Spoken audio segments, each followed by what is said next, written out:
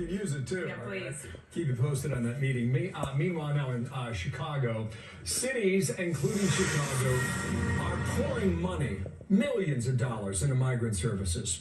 Chicago's progressive mayor, Brandon Johnson, proposing a steep tax hike to help with his budget that sparked outrage from those who say the city's got a spending crisis. And some came out last night to be heard at a city council meeting. Give this a listen here.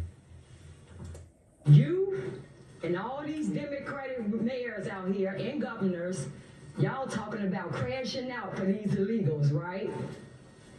You all stood up there and said you will not allow Trump to come in here and get these illegals. We coming for them seats. And we are.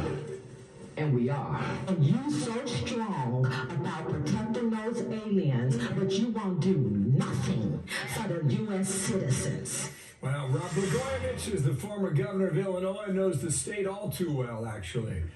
Morning, sir, and thank you for your time. Here's the budget shortfall for 2025, all right?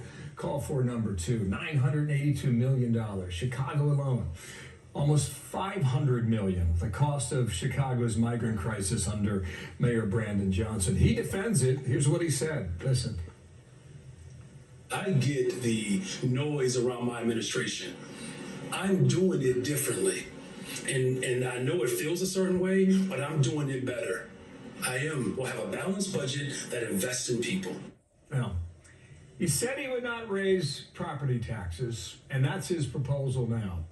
How's Chicago going to get out of this mess? By having another mayor. Mayor Johnson is Lori Lightfoot 2.0. Together, the two of them have not been the dynamic duo. What they've done is they're destroying a great city with great people in it.